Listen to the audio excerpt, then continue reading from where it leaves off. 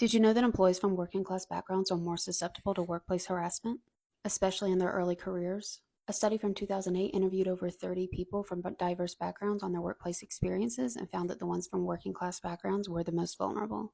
Which makes sense. Imagine that you grew up in a working class family and you're starting your first job. You're excited, but you're also desperate to keep the job. You need the money. You might even be sending money back home to help your family. And then your boss starts harassing you, or a coworker starts bullying you. Are you going to speak up?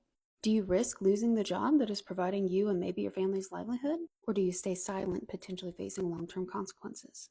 This isn't just a hypothetical scenario. This is what the researchers found, that people from working class backgrounds have fewer job opportunities and a greater need to stay employed, and that makes them vulnerable targets. And these early bad experiences can create a problem for the rest of their careers. If you're constantly dealing with a hostile work environment, you don't have time to network and build the relationships that go with making a successful career. You don't get to focus on developing your skills and going to additional trainings. You're trying to survive.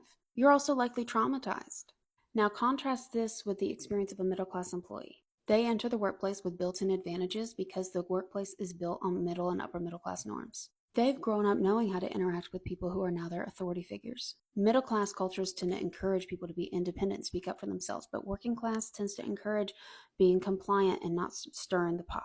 Middle class people know what the rules are for navigating a conflict such as harassment, and more than that, they have usually more financial freedom to back out of a harassing situation. Now, as with everything, there's always an intersection, and that gender, race, and age also play a role here. For instance, blue-collar women in male-dominated jobs get harassed way more than white-collar women in law or engineering. Women of color are especially targeted for sexual harassment, as well as younger women. However, younger women are less likely to tolerate it than older women. I would guess, the researchers didn't say, but I would guess because we've grown up more with honestly having more rights and laws in our favor, even though there's still a long way to go.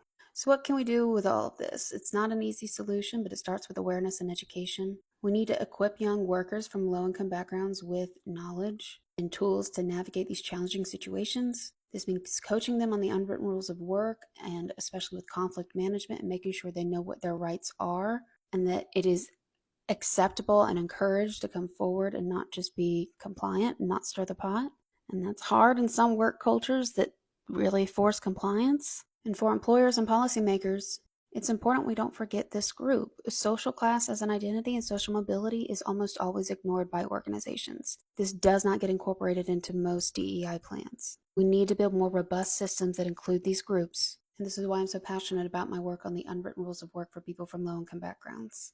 A positive early work experience can set the stage for a great career for a young person, but a negative one like this can really make it difficult for them to move forward and be successful. And when we support our youth from low-income backgrounds, we make the work and everywhere a better place for all of us. Because equity isn't pie, we all benefit from people not being harassed.